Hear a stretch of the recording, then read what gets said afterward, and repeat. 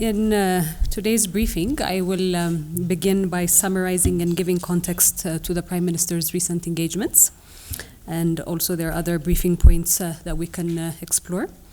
So to begin with the official state visit to Nigeria that had been undertaken by the Prime Minister on the 25th of May.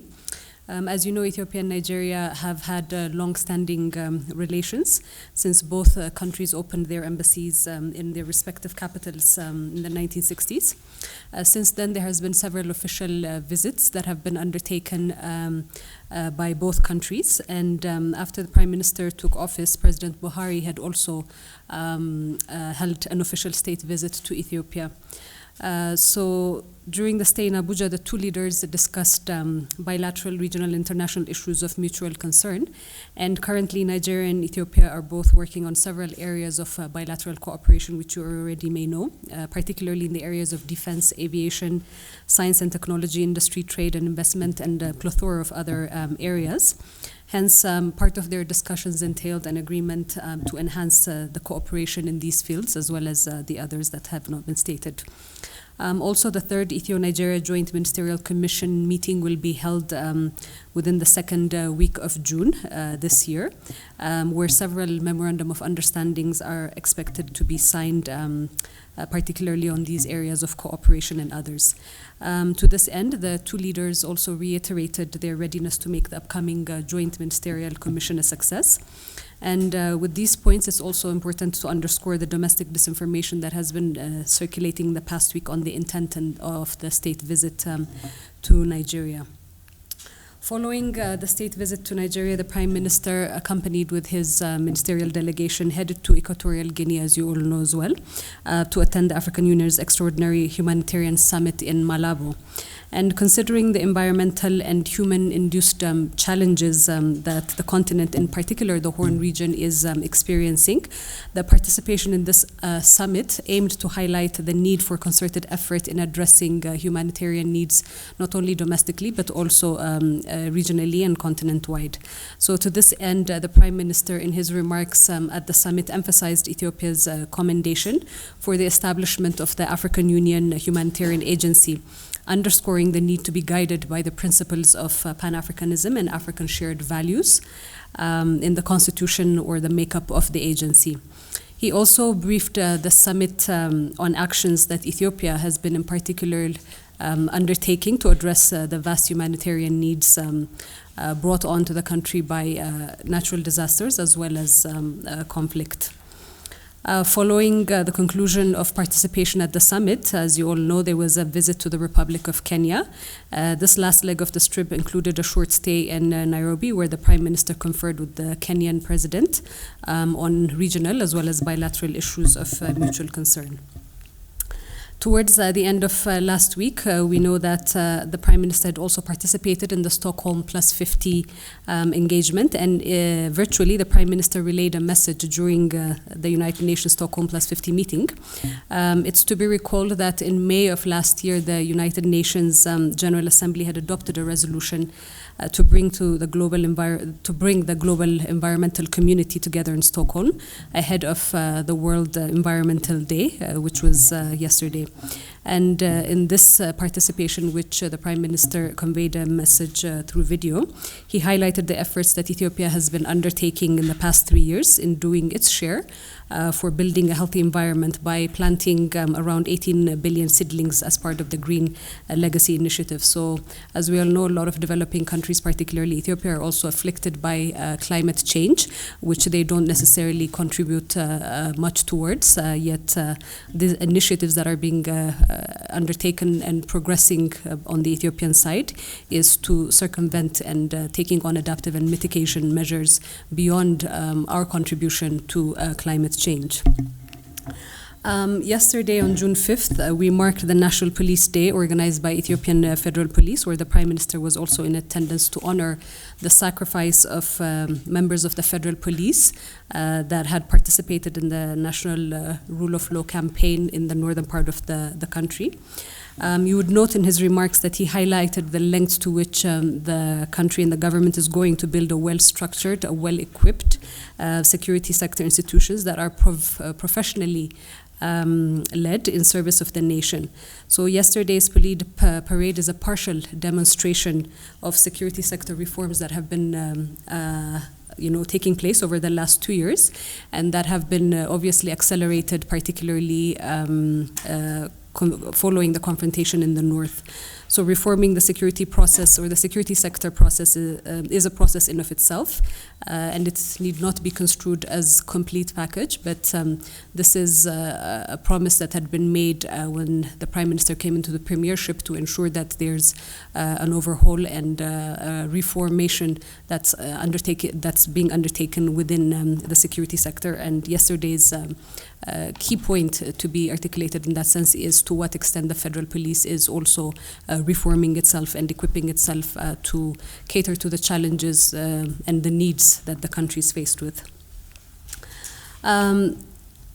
Continuing to the second point, I want to bring to your attention that we are in the Green Legacy season, which is upon us. This year, we mark the final year of the 4-year Green Legacy Challenge, which was embarked upon in 2019 to plant 20 billion seedlings. As initiated by the Prime Minister to address various environmental challenges by promoting a green culture, this year's Green Legacy season will be launched within the next 2 weeks. When we say final year, this does not mean it's the end of Ethiopia's greening journey, but it highlights that a milestone has been achieved in keeping our 4-year commitment to build 20 billion seedlings. In this case, we will be exceeding the set target because over the past 3 years already, the data is showing that around 18 billion seedlings had been planted. So as you well know, the Green Legacy initiative includes planting edible seedling varieties. So this initiative, in tandem with the urban agriculture and backyard farming efforts being promoted, aim to partially address food security needs amidst global rise in food costs as well. I want to move on to humanitarian response updates overall, which is the third point of today's briefing. As we know, the Horn of Africa continues to be affected by climate change-induced drought, and hence why one of this administration's mid to long-term emphasis has been on the Green Legacy Initiative as a means of mitigating the consequences of climate change. So even though we might not be seeing it within, these few years, it has a long-term perspective and a generational perspective to counter the effects of climate change and the consequences of climate change that are manifesting in Ethiopia as well as the Horn region. Some parts of the country have unfortunately been experiencing dire droughts as a result of consecutive below average rainfall that has been afflicting the Horn region. At a policy level, Ethiopia has put in place several mechanisms, several policies and institutional measures with mitigation and adaptive programs at the center of these endeavors. Additionally, through Ethiopia's homegrown economic reforms program, there has been an intensification, as you would note, of cluster farming and irrigation-based lowland wheat productivity, which has shown considerable success, but this is something to be built upon as well in subsequent months and years ahead. At a response level for the needs to drought-afflicted communities in the immediate term, the government has responded much early and intensified national efforts to enhance the effectiveness of disaster risk management. Per recent data received from the National Disaster Risk Management Commission between July 2021 and May 2022, around 3.2 million beneficiaries have received food assistance brought on or for disasters brought on by nature or as a natural consequence. And these beneficiaries are mostly in Oromia, Somali region, and the southern nationalities region. Moving on to the fourth part, again as an extension of humanitarian assistance that is being provided, particularly in the northern part of the country. As it pertains to humanitarian assistance, through the government of Ethiopia's declaration of indefinite humanitarian truce, you would note that the supply of humanitarian assistance in the Tigray region continues to progress. To break it down for you a little bit, as of June 3, the data that I have from the National Disaster Risk Management Commission, So this is for a period covering July 2021 to June 3, 2022. The cash transferred to the Tigray region totals 2.1 billion birr for humanitarian assistance. Medicine dispatched, the data that I have is above 217,000 kgs. For non-food items, which include various shelters and other protection items, the data that I have is 130,000 kilograms worth of non-food supplies. And then for food supplied, I have data which indicates above 87,000 metric tons of food that has made its way and entered the Tigray region. When it comes to fuel, above 783,000 liters of fuel has been facilitated to enter the Tigray region within this period as well. When it comes to quantifying how many trucks have reached, because part of the back and forth has been on amount of trucks that need to go in to safely provide for beneficiaries in there. 1,306, particularly in the months of April and May 2022, we have 1,306 trucks that have arrived within the Tigray region as well. And this does not include, obviously, humanitarian assistance flights that are also carrying various assistance to the region. In the Afar region, I have data that indicates that about 19,000 metric tons of food has been dispatched for beneficiaries within the region. The Amhara region, again, as a consequence of displacement or conflict-related displacement, we have around above 244,000 metric tons of food that has also been dispatched for various communities in that region. So there is a further breakdown that at a later point in time that I could also share with you on paper as well. So this is just to indicate to you that the government of Ethiopia has continued its commitment to expedite the supply of food and humanitarian assistance to reach the Tigray region. The misconception, I imagine, is starting to dissipate because there has been a concerted effort since the declaration of the humanitarian truce. So this misconception that the government of Ethiopia is obstructing humanitarian assistance continues unabated, however. In this regard, the international community is also encouraged to intensify its effort to meet humanitarian needs in Ethiopia, including for the Tigray regional state. Again, we have to also look at what I mentioned earlier as there's humanitarian needs that are growing as a result of natural disasters also. However, I mean, within the past, could say about 4 weeks or so, we have seen a rhetoric of gearing up for another confrontation from the other side. This, preparation for another offense, unfortunately, is coming in alignment with the farming season, and it's important to highlight here that the Tigray region would be, if TPLF is amping up the war drums again, as it has been doing over the past few weeks. This is going to be at the expense of citizens, within the Tigray region and farming communities who have been affected by the COVID-19 pandemic, who have missed around in that, and then due to the conflict in the past year and a half, have missed farming seasons as well. So this instigation of violence, again, would really tremendously affect the farming cycle within the region as well. We have also data that has been emerging, and I'm sure you have seen as well that the TPLF continues to forcefully conscript people into its forces, and the belligerent atrocities again would be really detrimental to the region. So on the part of the Ethiopian government, the commitment to peace has always been there, the commitment to supporting on humanitarian assistance, ensuring that humanitarian assistance makes its way to the region, although it needs to be verified from other parties to what extent the intended beneficiaries are getting this humanitarian assistance. So with these couple of items, let me open it up to questions that you may have, and we'll take it from there. Thank you so much, Beleni, for the explanation.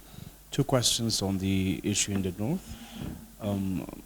We have seen on pictures, even with the Prime Minister, former President Olusegun Obasanjo, and we've seen him in Mekelle as well. What is the take from the government when it comes to the efforts being exerted by the African Union in brokering peace? 2, in Amhara region, there are also people who are in need of humanitarian assistance at the moment, and also in Oromia, because of the activities of the Oromo Liberation Army, there are people who are said to be evicted from their homes. What is being done to address these people now that the rainy season is here as part of the humanitarian effort that you're exerting? Thank you. As it relates to the question that you asked in terms of what is the government's take for the AU-led process, this is something that the Ethiopian government has welcomed from the get-go, has been supporting of. There is a high regard for His Excellency former President Olusegun Obasanjo. Indeed, he was here with the Prime Minister reviewing current development projects in the Oromia region, as well as potential development projects as well. So whether he has been seen or not on the other end, I don't know what the discussions would have been on the other end. Nevertheless, the posture of the Ethiopian government still is a posture of wanting peace, wanting the normalization of people's lives that have been disrupted as a result of this conflict. So facilitating this process, as you know, any kind of peace process is long. It's not simple, it's a complex process. It has multi-layers as well. So at this point, the Ethiopian government is engaging with a full commitment for peace to come about, is engaging with the AU-led process. So that's as much as that I could say in that regard. The fruits of that will bear in due time, and we will be able to share what that means when it manifests. The Amhara region humanitarian assistance, this is something that I had also covered earlier. So again, attention needs to be focused on that.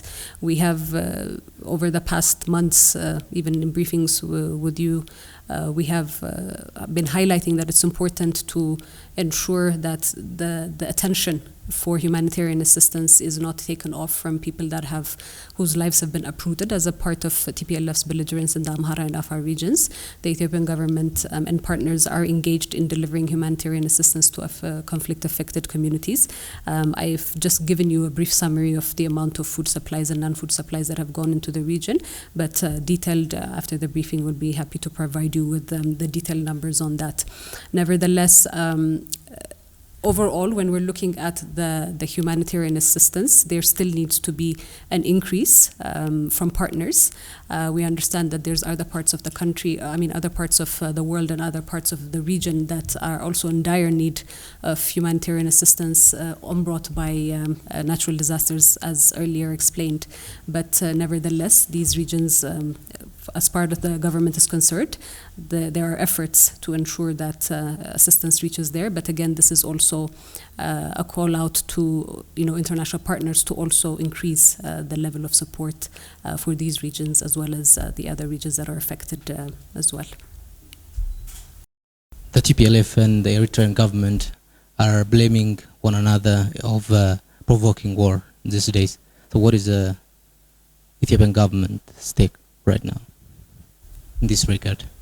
I can't speak on behalf of both parties, so I don't have any definite information as it relates to that. So I think it's important to pass that. And if there's any further information that comes, particularly from the Ministry of Foreign Affairs side, I'll be happy to share it with you, but I don't have any further information. Noé, then. Thank you for the briefing. The Deputy Prime Minister said that banned equipment was transported to Tigray recently. Can we have a bit more detail on that? And another question on Zimbabwe.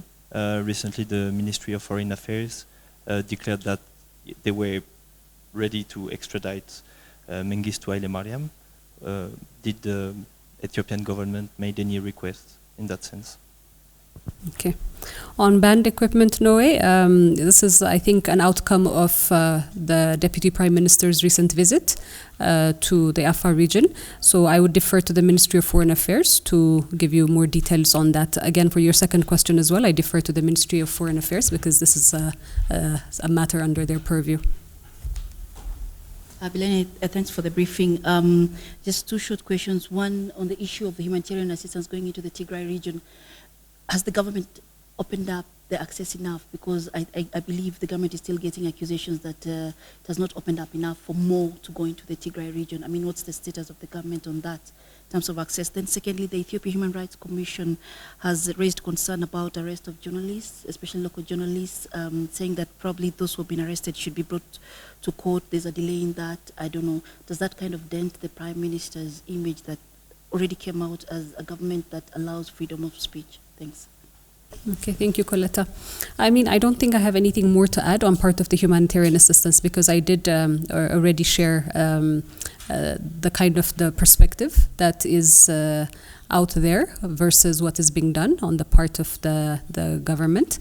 You would note that there's certain figures that have been floating in terms of the required need within the region. As far as the Ethiopian government and the data that I have from the National Disaster Risk Management Commission, it shows that anywhere between 100 to 200 trucks are entering per week or per week. Within the region. I will have to verify that for you. But there is a lot of effort and a lot of goodwill to facilitate the humanitarian assistance to that region. But the question again that I leave for you is humanitarian assistance reaching the intended beneficiaries as well? Because on the part of the Ethiopian government, I think there's a lot of agencies also that are testifying to the fact that there's much more movement as it relates to assistance. Your second question of journalists or the Ethiopian Human Rights Commission statement, it's important to note that there are laws that have come as a result of the reforms. The media landscape and the media space has really opened up. We cannot deny that because it's always important to look at what had been before and the goodwill and the responsibility that the current administration has taken in terms of opening up the media space. So part of the reforms that came about is the media law and the exercise of freedom of speech. The extent of the exercise of freedom of speech is something that you can monitor in various scenarios as well. So there is that practice, a democratic practice that is coming as part of a culture that is facilitating open space in terms of media.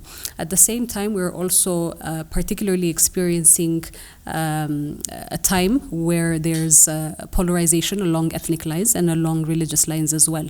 So there's also rules and there are also laws that have been put in place in order to ensure that people are not affected as a result of that, hence the hate speech law as well and disinformation laws. When we talk about journalists, I think it's really important to unpack who is a journalist and who is not, because there's a lot of outcry that has been heard over the past few weeks in terms of journalists that have been arrested. But as far as the Ethiopian Media Authority, which is a regulatory body that licenses journalists, is aware, many of these that are going under the banner of journalists are not accredited or not licensed under the Media Authority. Yes, some of them may fall under online media. However, there are also online media that the Ethiopian Media Authority has registered and is close contact with. So in order to follow up those details, they would need to also come under that umbrella. The second part to also highlight in this is when we talk about journalism, I think it's a respected profession. There are ethics that guide journalism. There are principles that guide journalism. So if everybody with a YouTube channel is considered a journalist and there is no, means of regulating, what is said to the extent that it is pushing along these ethnic and religious cleavages and creating or fomenting, cleavages along societal lines and ethno-linguistic lines, then it's very problematic. I think also as media entities and media houses, it's important for you to explore which entities do fall under these strict definitions of, journalistic practices and so on. So I think it's better to respond to that in that manner. Thank you very much. My questions are somewhat related to what Colette has raised. In addition to, the say journalists, we have seen the mass arrest of individuals, both here in Addis and in Amhara region, following the launching of what the government has been calling a law enforcement operation. So we've seen thousands of people jailed in a rather short period of time, and there have been concerns raised about these arrests as well. So are you concerned that these operations might, some of these individuals that are arrested might see their rights violated And in some areas, we have also heard reports of confrontations and deaths as well. So are you concerned that there might be some civilians that might be caught in the crossfire? This is also the case in Oromia as well, because prior to what happened in Amhara, we heard the launching of another operation there, particularly against the Oromo Liberation Army. And during that operation, we have heard quite a number of reports about and allegations about civilian deaths. Some of them were, reported by some media outlets. So, are you concerned that these operations might pose threats to the well-being and the safety of civilians? I think it's really important to understand that the safety and well-being of civilians in these particular regions that you've mentioned, as well as regions throughout the country, is the purpose of rule of law operations that are being administered by the government. There are many cases within both regions, because these are operations that are being taken by the regions themselves. But there are many instances in which civilians, at the behest of illegal organizations and entities that are not part of security sector or government security sector, are causing harm to civilians within these regions as well. So there is an outcry from members of various communities within these two regions for the government to ensure rule of law. Ensuring the rule of law means there are certain measures that the government would have to take to ensure that individuals who are falling or operating outside mandated security apparatuses and who may be proliferating small arms, who may be proliferating various kind of arms within the regions, are brought to or apprehended, because part of ensuring rule of law and part of ensuring peace and stability for civilians, as you mentioned it, is ensuring that there is clarity in terms of where the monopoly of violence or the monopoly of law rests, of power.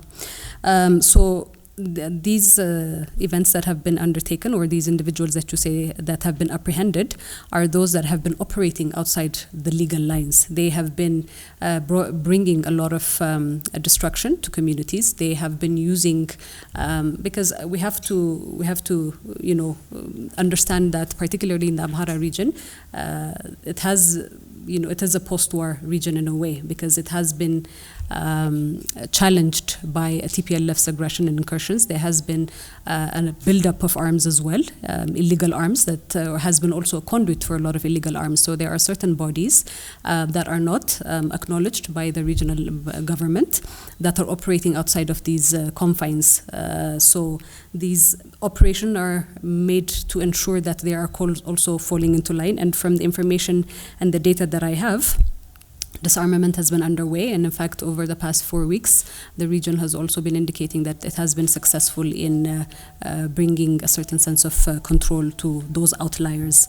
So part of that as well has been people or individuals that you've mentioned who have been instigating disinformation along ethnic lines, along religious lines. The operating context that I shared to you is there is individuals that are enhancing or increasing the polarization of certain areas along ethnic and religious lines, and this is not acceptable because the Ethiopia that this government is working for, the Ethiopia that a lot of entities are working for, and as well as what citizens aspire for, is one that is not divided along these cleavages. So any individuals that are operating to further create cleavages have to be apprehended. So it is in that spirit that within the Amhara and Oromia regions these operations have been undertaken. Thank you very much, and we'll follow up with subsequent briefings if there's anything else.